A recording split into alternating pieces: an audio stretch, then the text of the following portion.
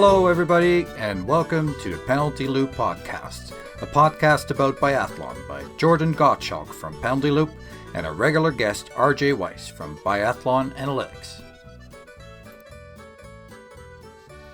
RJ, we're back, man. We're back. We're back. So this week we have Andrew Chisholm. He joined us. He is the now official head coach of the Canadian team, along with Helene Jorgensen. Is it a hard J or a soft J?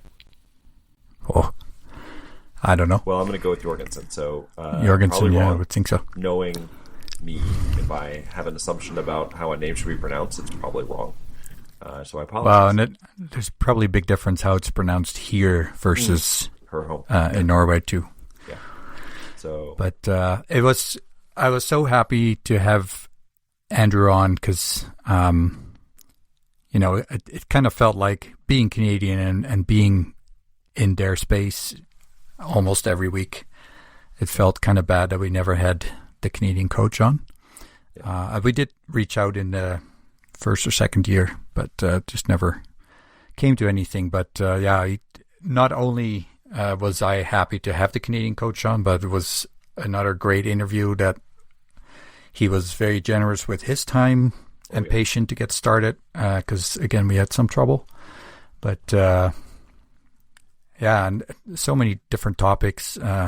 One of them, as you listeners know by now, is I can really geek out over rifles, and he shared that, which I think every biathlon fan has to some degree, especially once you get into shooting yourself. Yeah. But it was so many topics, and it was just. We've talked about wax a lot, and I think this was probably the best wax discussion that we have had, especially with somebody we've been doing an interview with. And he has such a cool background too, right? So exactly. Both from how do you work with the wax team as a coach, but also being the wax tech and having all that experience. So it's pretty neat. Just giving the insight, like sort of just like what the wax techs are doing, like up until the moment of the race. Anyway, fascinating. I really enjoyed it. Like you said, I felt bad that we have. Right, that's one of our home teams. Like we've got the American team, the Canadian team. Like that's we are the North American fans over here, and just felt bad that we had never had the Canadian head coach on. But I guess we learn a little bit more as to sort of what's been going on in the difficult times over there in the administrative side, I guess. But. I'm just curious, is Augenthaler still the national U.S. coach? Yeah. We talked to him a couple of years ago. I meant to have him on last year, but our timing just never lined up. But I was going to say, we had flagged to discuss at some point that there were only 4 athletes on the Canadian senior national team. Just there was one man and 3 women, and we never got to it, and fortunately we then had Andrew on, and he was able to go more into depth on that. So that was really neat as well. And then also how do you move on from this era where you had Emma Lunder, and then you had the Gow brothers, and retiring all in the last couple of years. How do you take the next steps with this group you have, and what does success look like? Yeah, but I really had a good time with it. It was absolutely. I'd be thrilled to have him back. I think he would be very open to that. So I agree. All right. So everybody, enjoy. Thanks for listening and have fun. Yeah, absolutely.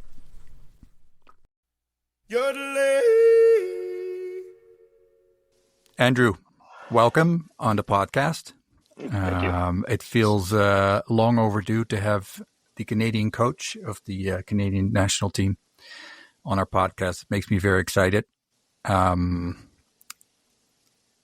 you want to just briefly introduce yourself? I know you have a long story in biathlon, but maybe just who you are and brand new coach for the season. Yeah, so I'm Andrew Chisholm. I started biathlon, back, must have been 2003 or 2002, quite a while ago now. But I had my own career racing up to the IBU Cup level till 2015, and then I quit, and then I got a job immediately with the BATC as a coach, and then with the national team as a wax technician. And I did 1 year like that, and then 2016 in the spring, I got hired on as an assistant coach with Roddy Ward and Matthias Ahrens. And then I'd been with the team since then in different capacities. Like I was the assistant coach in the summer, working a bit with the skis, and in the wintertime I was mainly a technician, helping out with the coaching a bit. And then I also had this job where I was the ski and board technology director and coordinator for On the Podium, where we're trying to get all the snow sports working together, which was a pretty cool collaboration, and that's still going on a bit. And then, the fall of 2023, I got a bit of a sudden promotion into an interim World Cup team coach job. And then that was fall of 2022. Then spring of 2023, I got offered the full-time job as the national team coach, and I've been there ever since. And just with this recent spring shakeup now, with Justin Wadsworth resigning, Helena Jorgensen and I are now the two head coaches of the national team for this year. When you say when you originally got promoted, I think you said 2022, that it was a bit of a surprise, or all of a sudden? Was there a specific reason, or? Yeah, the World Cup team coach at the time was suspended all of a sudden, and we didn't really get any information about that. And I was actually driving up to the first World Cup when I got the news about that, and they just asked first if I could take over for that week. And then it turned into that trimester, and then it ended up just being the whole season. So, oh my gosh, yeah, it was definitely a strange time, but I mean that can happen in sport as well. So, didn't really. Was sort of kept kind of secret, or because I must say, like, I think I'm pretty up to speed on what's happening in biathlon, but that doesn't ring a bell to me, to be honest. Yeah, it was. I mean, it was. I know you don't have to.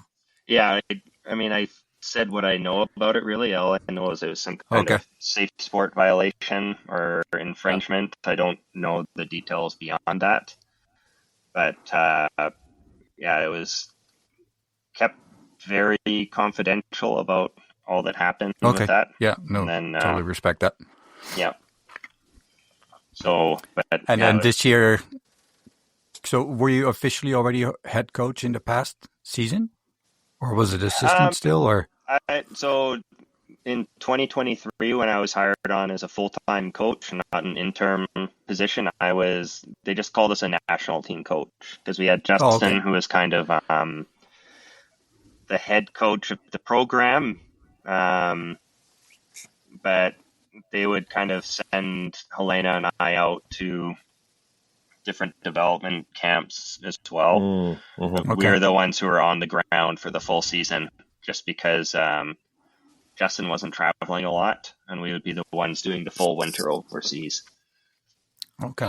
Got it. Mm-hmm. So he was maybe more the high level overview for the whole program? Yeah. You were more like... Yeah, he was he was definitely called the mad scientist behind the physical side at that time. It was his background was cross country skiing, of course. Like, he was an American cross country ski racer, coached the U.S. ski team for a while, then coached the Canadian cross country ski team, and then he came in on an interim basis at first, which I think the story is pretty well known about that. When he came in at first just for the summer, and then he loved it, so he stayed on after that. But when we were working, the three of us, it was really, we were trying to bring the biathlon into his training plans. But by the end of his time with us, he it was interesting. We were probably thinking more about the skiing, and he was probably thinking more about the shooting. But we were responsible for other side, Huh. so it Yeah. was a pretty good working relationship in the end there. Yeah. And then I think Helen joined you was it last year or the year before already? It was 2023 in the springtime, same time as we were hired on full time at the same time. She had done tours in the past, but that was when she started full time with us, was spring of 2023. Yeah, and I think, did she do the BATC for 1 year with Matthias? Yeah, she had a year at BATC as well. Okay, well, that's pretty exciting. Yeah. I did see her when Jordan and I were in Oslo. I don't recall seeing you. I'm sure you were super busy. I was there. I was just always on the move. I was definitely. It was high paced there, even though we didn't have as many athletes. But we were in that sort of that last battle for the 20th spot for the men to get the Nations Cup. So we were pretty locked in for a bit there, but we ended up getting it. So, I mean, at that point, there wasn't really big concern. That would have had to be in an absolute disaster for the two guys we had there. But yeah, they got the spot. So nice. Yeah. So just curious, actually, when RJ, you... Oh, go ahead. Yeah. So before I forget this question, we've talked to a bunch of coaches, and I think we've talked a lot about like training and what you do in the lead up, but like, what does your job look like on, say, like the day of a race? So you mentioned you were kind of all over the place. Can you kind of take us through like what you're actually doing so people kind of get a sense of all the different responsibilities you have? Yeah. So, I mean, the day, it depends on the race schedule of the day, whether we're racing in the morning, afternoon, or evening. But generally, we wake up, we've sort of check in with the athletes and with the techs if they're still there when we get started in the morning. We'll usually try to get to the stadium at least an hour before the athletes, just because, we've got to make sure that they've got the skis that they need for the training that day. We arrange the ammunition for them as well, which used to be a lot easier in the past because we could keep it in the wax cabins.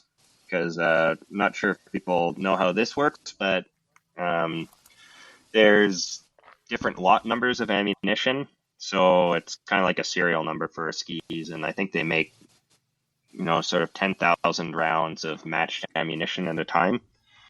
And we actually will test a bunch of different ammunition for each rifle, or for each athlete per se. And it's kind of like finding Cinderella's slipper each year for the athletes. You find the one that works the best in the different temperatures. So you have to go into the boxes we bring around with us and put out the ammunition for the training that day. But because of the incident with Sturla Holmlagrid and Lensahide last season, now all of the ammunition has to be kept in a special sort of room or container depending on the venue. So we have to go check in and check out the ammunition each day, and they count the number of bullets that goes in and out. So it adds another step to the day. And is there does Sturla have a little fund for every time you need to check in, you get $5 or? No, but I was bugging Siegfried Mazet at one point, and the B team coach Anders Overby. I was like, every time I'm gonna be carrying these friggin' bullets up and down the stairs, I'm just gonna be cursing this guy. And there was also the incident with Stromsheim when he stepped into the range. I think it was at the same World Cup even, and that also caused a rule change. So I'm in the same coaching course as Anders right now, so I've been telling him, like, I don't want your team coming up with any new rules. So what was the rule change after Stromsheim did that? Because wasn't it already a rule that you couldn't do that? Well, it was, but I guess there was enough gray area about it. I didn't understand because he didn't get disqualified when he did that. He got to, No. and there was quite a bit of upset about that amongst a lot of teams. So I think they really made it clear now. But that was definitely the impetus behind it. Was Because that event. Jordan will attest to my frustration in that World Cup, because I think Yes. there was an Estonian lady who happened to stand on a piece of her pole, which from every video I knew, you could see that she clearly was just doing it by mistake, and she got disqualified, I believe. Yeah, that was in Nova Mesto. The Nova Mesto World Champs that year, I think, was it? Yeah. Yes. But earlier that year as well, there was the pursuit start for the men, I think, where Johannes went out too early and then came back, and he didn't get penalized. And then when I think it was also an Estonian guy and some other Eastern European guy, when they went out a bit too early, they did get penalized. And I think it was when it was explained then, it was because Johannes went so far out, like so far ahead, he was able to go back and still like he'd gone even. I don't know what it was, but there's definitely been some frustration around that. But I guess they need every edge they can get, hey? Because, I mean... But to be honest, like the IBU most of the time is pretty fair, but a lot of the times it does feel like that some people do get dinged just because they weren't a superstar on that day. Yeah. But I think that can go in any sport. Like you see people complaining about that in the NHL, that the refs hate the Flames because of something that happened 10 years ago or something. Like it's well, it's usually the Flames fans that say that, and so every team has their complaints about refs. There was definitely that one period where the guy, I can't remember who it was, but the player actually... Oh, Jelinas? No, it wasn't Jelinas. I can't remember who it was, but they actually, they had been almost knocked out, and they stood up and thought it was a player, and they actually cross-checked the referee in the face or something and knocked him out. And there was never an apology made by the team for that, so everyone was saying the Flames were cursed after that, but I think they've gotten over it by now. They've got their own problems. Yeah, that's... Maybe they can start making the playoffs first and then complain about the ref again. And there's bigger problems to solve. Yeah. So I was going to ask about, so when you're in Oslo, and then, we had the pleasure of hanging out at the Park Hotel with the majority of teams there. Yeah. You guys had to travel into the city a little bit, I believe. Yeah, we were down at in Fornebu. There's a hotel there that a lot of teams stay at as well. And, okay. Yeah, there was. But is that by choice to stay a little away from the Holmenkollen, or is it more financially, or? I think it's. To be honest, I don't know about the costs. I'm sure there's some costs involved, just because the IBU helps set rates of hotels to make it affordable for everybody. But it usually was more expensive to stay up there in the past. Yeah, and I also don't know what their capacity is, but and there's capacity too, because everybody wants to stay there. Right. Yeah. If you only have to walk to the stadium, it's always the hotel to stay at. Right. For sure.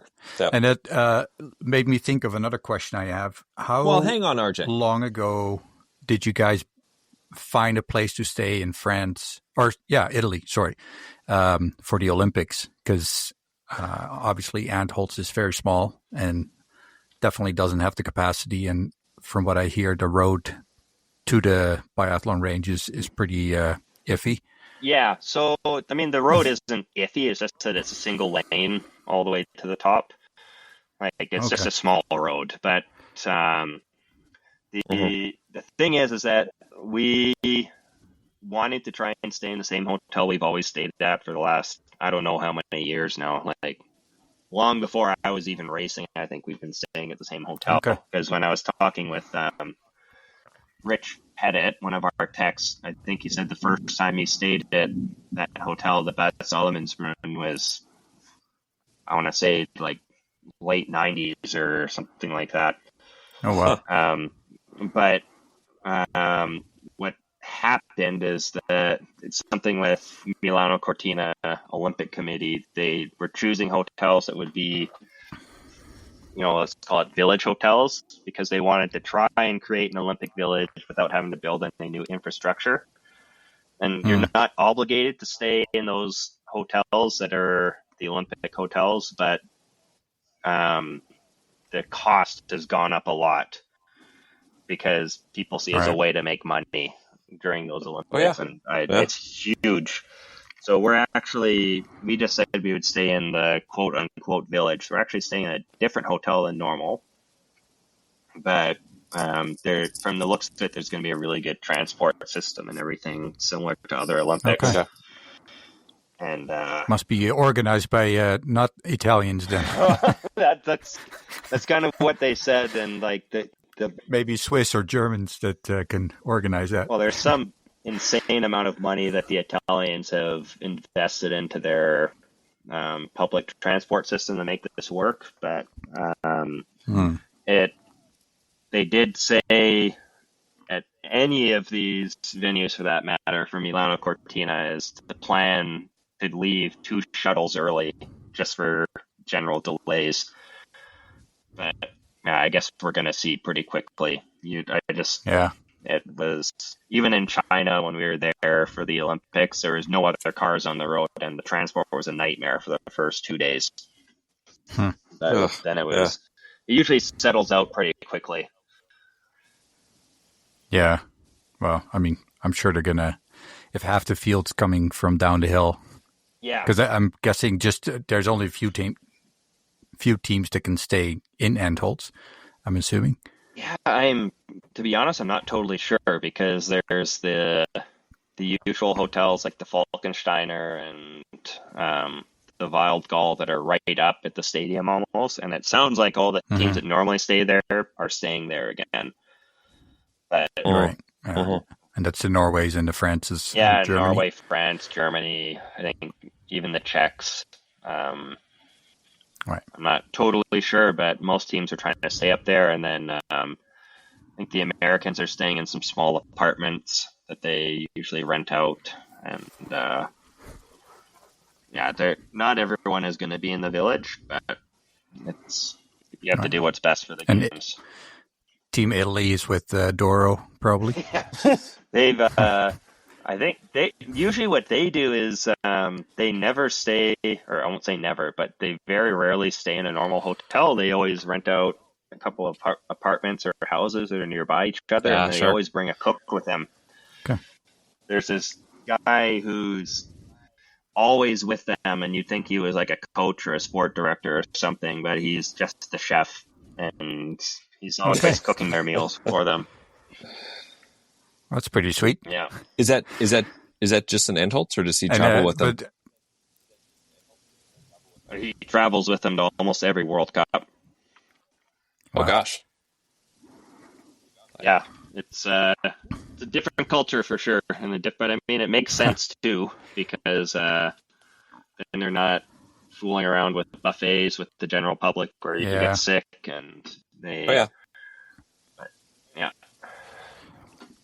And this is because Doro is from Antholz, isn't she? Or she's from nearby Antholz. She's from Südtirol for sure. Right. Yeah, she speaks very good German, and she can speak Italian too, obviously. But she's from not directly in Antholz. I want to say I'm blanking on the name. It's just down the road of it, maybe 20 minutes. Okay. But I always envisioned, when the people are traveling up the hill and getting in for practice, that she'd be sitting on her balcony overlooking the stadium. But she might have a place there. I don't know. But no, I think now she's in where is it? She's living in Cavallese, I think. So more near Predazzo. Okay. So I'm leaning towards starting to talk more about the Olympics, but I'm also really want to get into the waxing. But if we stay with the Olympics, what is your general plan for, when you're going to make a final decision on who gets to go? And I should know a better offhand, but my understanding is the qualification period ends at the end of not the Anvils World Cup, at the end of the Ruhpolding World Cup. So you can be racing and trying to qualify right up until then, and then it's a pretty long document. I think it is published on the Biathlon Canada website, but it goes through 18 billion different priorities of results, everything from World Cup to IBU Cup, and just for different ways to qualify. So I would believe that probably midweek during the Nova Mesto World Cup will have named and selected the Olympic team. Okay. And is this do the men's 2 spots apply to the Olympics as well, or does every nation get 4? So there's the quota. So I think it's spot or Nations Cup places 1 to 20. They get to start 4 men. So we will get 4 men at the Olympics. But it's more about how many extras you can register as spares and have them there with you.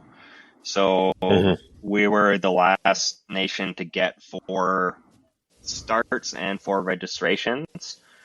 But so if we need to change somebody, there's a quite big process that you have to go through to change the accreditation. That athlete would have to leave the village.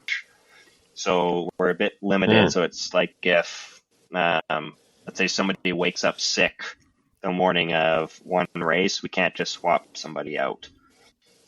Okay. So that's the disadvantage we have.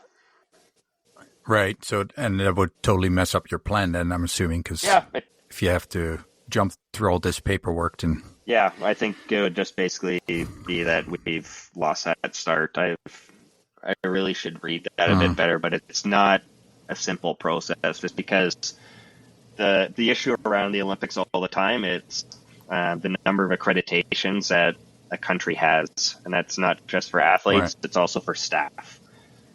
So I know in the past we were trying to bring an extra tech or another physio or something like that, and we always have to play this game of who do we actually need at the games.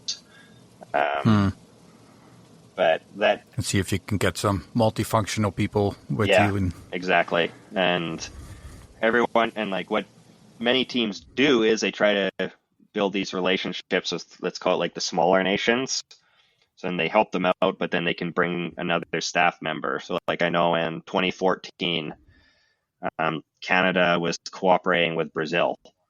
So they were waxing Jackie Morawski's for the races, but that meant that they could get another wax technician from Canada at the games. That was actually our head technician now, Rafi Grosset.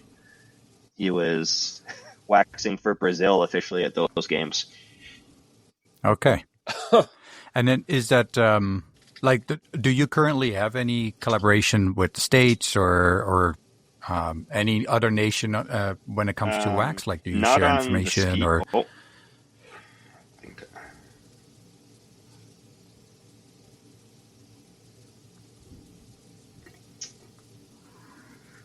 think I froze. I think we lost Andrew here. It's we're having a good run. Can you? So I'm assuming you don't hear Andrew either? Nope. Jordan? Nope. I hear you now. Nope, he's back. Yeah. Okay. Yep. Yeah, don't know what happened there. Did maybe your screen go to sleep mode or something? Or? No, it was you guys all froze, and it said that there's an unstable connection. But anyways, so you're asking about collaboration with other teams. Mm-hmm. Yeah, so not on the wax side or ski side. We do try to have a lot of training camps with the American team, just because we're on the side of the pond. It's been a bit tricky this year, just with the financial side of things, not being able to do as much as we wanted. But I think we're going to try and do at least one or two more later this summer. And yeah, like the collaboration more that happens on the ski side of things is internally in Canada. So we work with ski cross and snowboard cross, and we try to work with cross country a bit, but it's been a bit tricky to get involved with them. And then yeah, just with the stack stuff, like what I was mentioning before, we had a pretty good collaboration across all the snow sports, especially in Beijing, because they had us all in. All the techs were staying in the same hotel there, so we could meet every night and talk about what we were using. I would have loved to be on the dinner table on one of those nights. Yeah, that was. I'm sure you could pick up a few things about wax. And... Oh, it was pretty cool. Like, yeah, I mean, it was a lot of years of a lot of hard work and figuring out how to work well together. But by the end of those games, I think we were all almost using all the same wax at some point between all these different disciplines. So it was pretty cool. Or it would be like we'd get back to the hotel and like Blake from snowboard cross would be like, I can't get this to work well on the snowboard, but I like to apply well onto the snowboard, but I know you could get it onto the ski. And they just hand it to us at the dinner table. And yeah, we'd race on it. So it was a really good collaboration there. Oh, that's cool. Yeah. And then, so you have a lot of experience in waxing. Was that because of an interest as well? Or was it more like, well, somebody's got to do it and I've done it before, so. Yeah. So, I mean, I guess when I was still in high school, my dad was fooling around with wax and things like that because my coach at the time, Dave Bradley, he had waxed for a year with the national team. And so Dad would bring stuff home from work and we would try putting it on skis and things like that. And then, yeah, when I quit racing, I initially just wanted to work for maybe 1 or 2 trimesters and then go back to university to finish some education. But I ended up enjoying it and being kind of good at waxing. And then, yeah, that was over 10 years ago now. So. And how hard is it for you to kind of stay out of that now and leave it up to the technicians? Staying out of it, I don't think is very hard just because I had the experience of having coaches come in and try to be nosy about the skis and the wax. I'm still curious, so I still talk with the guys a lot, and I ask what's working now, especially with everything going fluoro free. Right. I'm still involved a bit with the stone grinding of the skis, and Blake and James with snowboard cross and ski cross, they still talk with me quite a bit, and we still collaborate quite a bit on skis and wax. But I would say I just miss the job sometimes, but it's not hard for me to let them do their job. And because we always, from the outside, we get the impression that the wax guys, there's a bit of a different culture, a lot of very hard work at very irregular times, but then also they seem to enjoy their relaxing moments when they can. Yeah, like they work really, really hard. Yeah, I don't think anyone totally realizes it until you go join them for a day. It's because you said you leave an hour before the athletes, but then the techs are probably out testing already. Yeah, like sort of our, let's call it marker, is we have to start working on the skis at least 4 hours before the start. So that's, going through the fleets, choosing the skis, choosing the wax, choosing the structure that we're going to test. That's kind of the minimum. And then you're skiing and testing a lot. And like, as you spend more time at a venue, maybe that focus gets a bit more narrowed and you don't have to Right. test as many things, but you might just test fewer things in a better manner. Right. Or more in-depth matter is what I should say. But I think what a lot of people don't realize, especially not necessarily the athletes at first, but whether you have the best pair of skis you've ever skied on or the absolute worst pair of skis you've ever raced on, it's the exact same amount of work that goes into them usually. Right. And Yeah.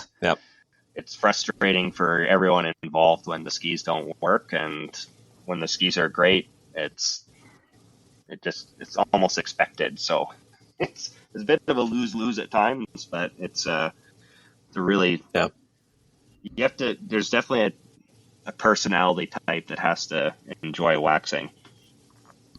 Mm-hmm. What, if you don't mind taking us through, because you have the experience both as a wax tech and now as a coach, but like when you say that they get there 4 hours ahead of time, like what are the steps that they are taking to get everything prepped? So like, I mean, I'll just leave it open. Like what are all the things that they have to run through? Yeah, so we would arrive and then we would go check the snow. And we have some different meters and thermometers and things like that to check the density or the humidity of the snow, the humidity of the air temperature, snow temperature.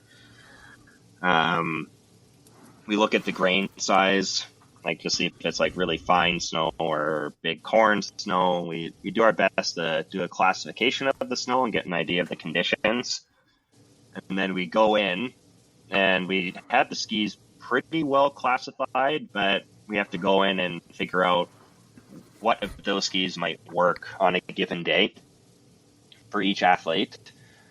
And depending on how many skis the athlete has and how long we've spent at the venue, or if there's been something like a big condition change, you're testing anywhere between 4 and maybe even 10 pairs per athlete at a given time.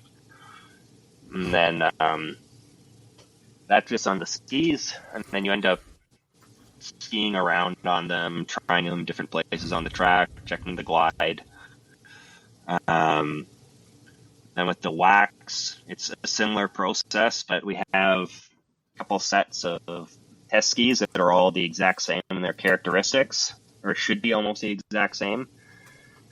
Close enough to a point where we're not worrying about the skis, like the differences in the skis. So with that, we can check different waxes or different ways to put wax on. Because, for example, you can take one wax and apply it 8 different ways, and you could have up to like a 2 or 3% difference in between the speeds of the fastest and the slowest. And usually you end up figuring out a good application method for a certain wax or for a certain condition, so you don't have to go as in depth on that, but it can make a difference. So it's something you have to think about.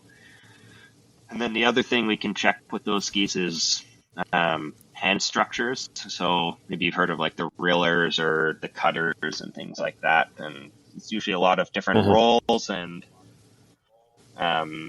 you're just trying to add a bit to the performance of the ski with that. You're not trying to change the world with it. You can make a really big difference, but you can also really screw up the skis with it if you don't know what you're doing. And you have to apply the hand structure that will interact well with the grind that's already on the ski. So it's something that you have to think about with that. And yeah, you take all of those pieces and you're checking and testing for as long as you can until the last possible moment, so that you're testing on the conditions as close as possible to race time, and then you run in and you wax like crazy and you go running out. And before, like, you used to be able to basically go running up with the skis 5 or 10 minutes before the start. And you could really check things until the last minute. But now with the fluoro ban, they take the skis 30 minutes before the start, and then they bring the skis to the start. So it's been okay for the most part, but I mean, sometimes, like, you can see it. You'll test the skis, and it's been bluebird skies the whole time. And then 10 minutes before the start, it just starts puking snow. They're like, well, good luck. Yeah. Well, at least it's even for the field, I suppose, unless it's individual and starts snowing during the race. I mean, there's... So is that still the same for everybody then, for like an individual? Because the time difference in start time is over an hour. Yeah, so it's 30 minutes before each athlete start. So... Oh, okay. You can test and adapt, but I mean, it's part of the problem too is we don't have a huge staff. So we're usually using our techs out on course for race support. So before, when we were able to, when we didn't have the fluoro test, the techs were able to support and wax and not have to be in for as long. But now, just with the way the scheduling works with all of that, usually one or two have to stay behind in the wax cabin. Yeah, and I guess it would still be okay if, one was in the first group, first 10 athletes, and then another one was in the last group. I guess you could use that feedback. Yeah, for sure. And sometimes you can use it, sometimes you can't. But in the end, it's just about making sure the feedback is constructive too, and something they can actually work with. Yeah. These skis suck is not really helpful. I mean, the thing is like a lot of the time we can see when the skis weren't good or when they were good, and it can go both ways. Like, we've had athletes come in and say these skis were amazing, and we're like, I don't think they actually were. And then other times they come in and it's like, these skis were brutal, and it's like, that's not what I saw. But you always have to take some of their feedback and let them feel heard about it, and then you move on. And I mean, one of the cool things that a lot of the teams do now is the techs after the race will have the race skis. And for example, like Poland, Estonia, Finland, Canada, maybe Germany, they'll all go out and test their race skis against each other after the race to see how they compare. And so, we can see if these skis were off the mark. Like, the Norwegians and the French used to join in quite a bit too. I think they still do to some degree. I haven't done it for a couple of years now, but you can see, like, oh, these were Johannes Bo's skis, and our skis were gliding the same. Or there's some days where you go out and we got absolutely obliterated on the skis, or it goes the other way around. Like, sometimes we've had really, really good skis, and it's more just a way for the techs to try and check their work afterwards. Because is there a lot of changes of techs? Like, we heard from, was it Baiba, Jordan, who said that they had Estonian? Anyway, is there a lot of... No. I remember the conversation. Yeah, I don't remember if it was Baiba that mentioned it, but that the Estonian wax guys that had moved around were generally pretty good. Yeah. But is it common that wax techs change countries, so to speak? Or? Yeah. There's some that change around quite a bit. Like, there's guys that have been waxing for forever at this point. The tech that was working with Johannes and Tarjei, he waxed for like Petra Magic. He had waxed for Dario Colonia. These techs kind of get in the business and stay around for a while. We had one tech in our team. He was my tech when I was an athlete, and now he's waxing for Switzerland. Yeah, I mean, a lot of the time they stick with the teams for a bit, but there are some who will change every couple of years. And like this Danilo Muller guy, he'd wax for Germany, then he waxed for Czech, then he waxed for Belarus, then he waxed for Finland. and then he waxed with the Americans. Now he's back with the Germans. Okay. And sorry, that was Danilo Muller. Yeah. Muller? Okay. And then, is there any, like, if you, let's say, a Canadian wax tech leaves and goes to a different country, do they have a sort of secrecy clause or something that they need to sign that they can't share? I mean, it's hard to police, I guess, anyway, but... Yeah, it's definitely hard to police. Like, I know in my contract there was, like, not quite in... Well, at first there was no real NDA about it, but now with my old contract there was an NDA and also a no-compete clause and that finishes up next year, actually. So if I want, I could go wax somewhere else. Okay. But there's different varying degrees of secrecy and everything, and Right. in the end, it's the hands that do the waxing in the end. Like, some teams might have some research projects or whatever, but they can talk about it all they want, but it's not going to be able to be easily reproduced anywhere else. Right. I thought maybe that's why they party so much. They get each other drunk and then they can steal each other's secrets. That happens sometimes too, but those are usually the techs that don't end up keeping their jobs. Yeah. Right. Yeah. Hey, and sorry, Jordan, I cut you off there, but I was just curious. You mentioned that Wax Tech that did the Bow Brothers, amongst others. Do you have any idea what someone at that level makes? I know Wax Techs in Canada are usually not millionaires, but is that big money or? I have no idea what someone in like the Norwegian team would make. What I do know is some techs are paid year round, and they're kind of expected to be kept in shape and everything and train hard so that they can ski a lot in the wintertime. Right. But many techs, they will have kind of two jobs. Like, a lot of them work in construction or, some kind of seasonal job. So it's not always, it's quite tough to do in Canada for sure.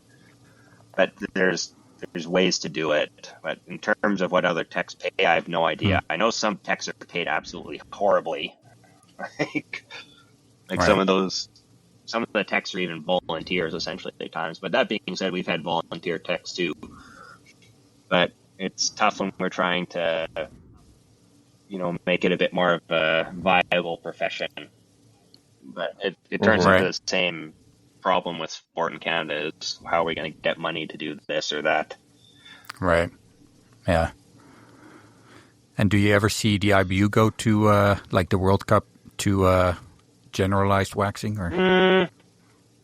They're trying it on like the Junior Cup and at World Juniors. I don't think they've come up with a good solution for it yet, just because at World Juniors this year, they were taking the skis the night before. And so, I mean, that's fine if you're doing it at a national level. But at the international level, if the conditions change overnight completely, which they were happening almost every day like that in Ostersund this year, we had no idea what was coming next. And they were changing midway through the race. Oh, yeah. It was unbelievable what was going on. But it kind of makes the competition unfair in that regard, because there was a couple races where I told Dave and Tony this after the one, we had really freaking good skis one race. It was unbelievable how good they were.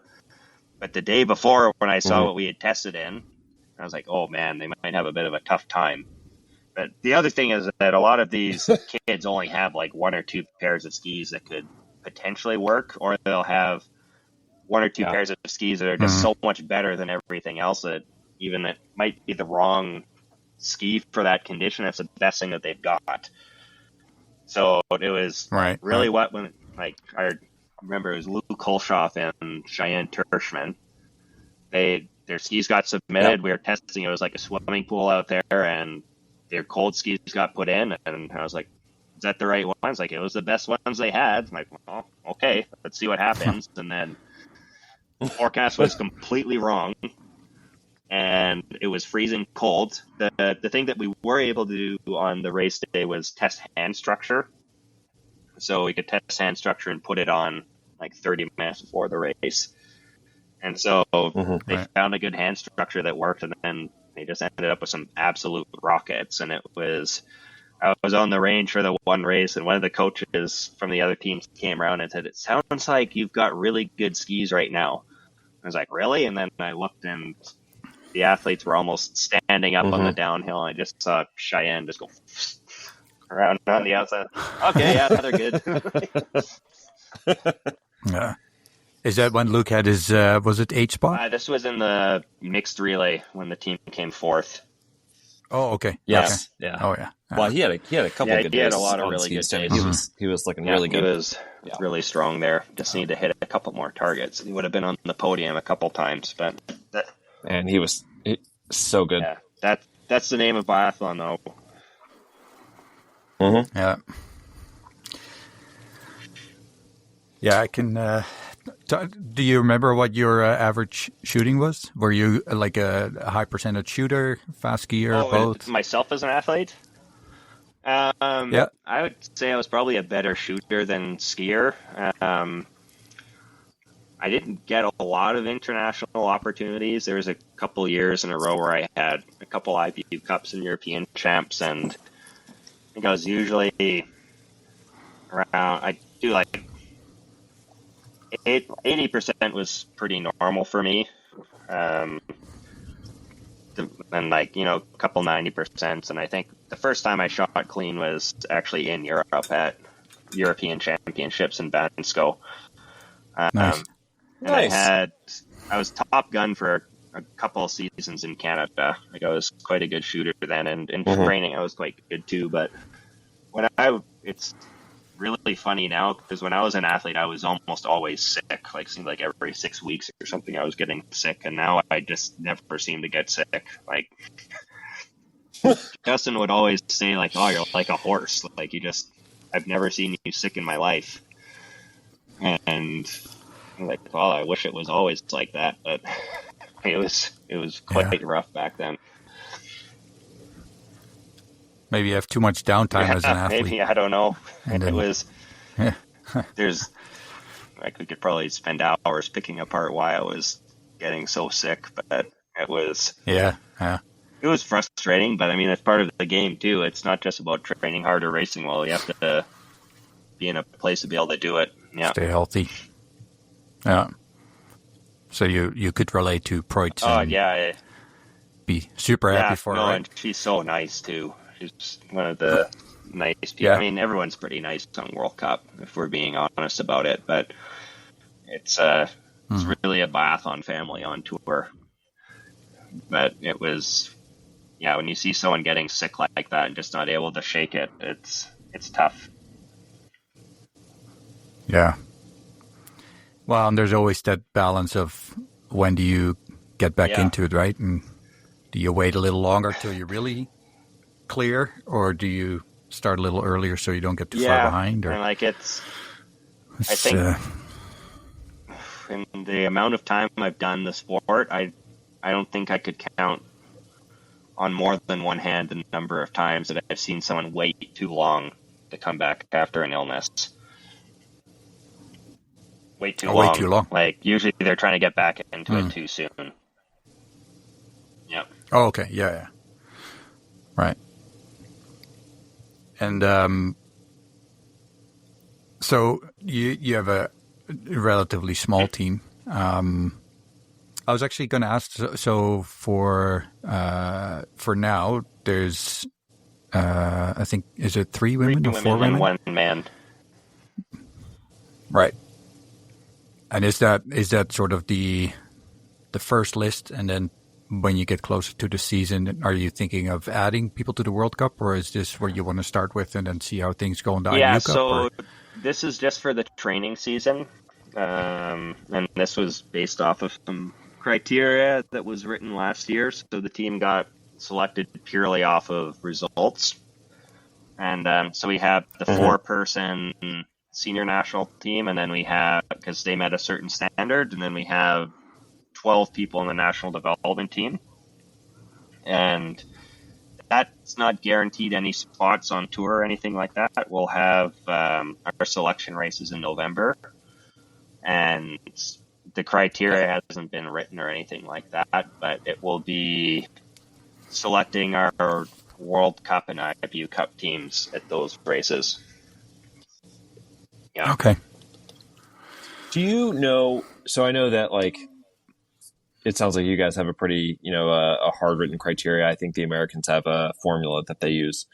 As a coach, would you rather have like where it's pretty well laid out, set in stone, like you do X, Y, and Z, like this is how you qualify for the team, or would you be more in favor of having more? It almost seems like, and I don't know for certain, but it seems like the Norwegians have like they can a more loose, we'll choose the hot hand who we feel like is going to be the best selection for this moment. Would you like having a little bit more leeway with it, or is it kind of nice to have that set in stone selection criteria to fall back on? I think there's pros and cons to both. I think it's bad when you have like too much in either direction. Like if it's all discretion or if it's all hard written criteria, it's not good. Just because even last year, the criteria was written before the season and it was written based off of history, right? Like you say, like, okay, this is the level of result that athletes were getting, and this is a standard we'd like to see to qualify for whatever, to move up or down from IBU Cup. But if the competition field changes, like it did last year, for example, your criteria kind of becomes not irrelevant, but outdated. So, like in the past, like the season before last, getting a top 15 on the IBU Cup wasn't that crazy of a thing, but the field got so tight, and I'm sure you've seen that in any kind of data you've done. Like it got really hard to get there, and like you were both at the sprint in Oslo. You saw how tight that field was from whatever it was, like 60th down to 60th. It was like one penalty loop. Yeah. So when you're basing criteria off of placements, for example, like if someone's just 10 seconds slower one day than normal, all of a sudden, like that can really throw things for a loop. So I think I would like to see some kind of discretion, or however you want to call it, the qualitative selection at times. But then, people say, oh, there's conflict of interest or blah, blah, blah. And there's people, there's always somebody upset around selection times. But I think that a good balance can be struck. And I think that it can work well if your selection reasoning is communicated in a good, clear, and objective and subjective manner. Right. Do you use any relative data? Like you have to be within 2% of the field average in skiing, and no more than right now. At least when we had a bit more of a dedicated high performance director, because we haven't really had a full-time high performance director since 2017. We had like people acting in dual roles. Like we had Roddy Ward being a coach and a high performance director one year. That didn't work. We had Tyson Wellock for a year, but he didn't stick around for very long. And then we had Justin in a dual role again last year, and that it's just tough being a coach kind of high. It's too much, and like it's a pretty charged position, especially for the athletes. So it's tough to do a good job of either, and it's not fair to the athletes. It's not fair to the coach. Well, they conflict. It's not good to have to do that. I mean, things are done out of necessity sometimes. It's never your first choice to do that, but like it was actually back when we had Chris Lindsay as our high performance director. He would incorporate things like that into the decision making. I couldn't remember for the life of me how the teams were always selected in season at times, but we would always have the selection races where we would take the winner's time and then you divide your time by it, and that creates a percentage. And then you take the average of the percentages over the 2 or 3 races that happen in the selection period. Right.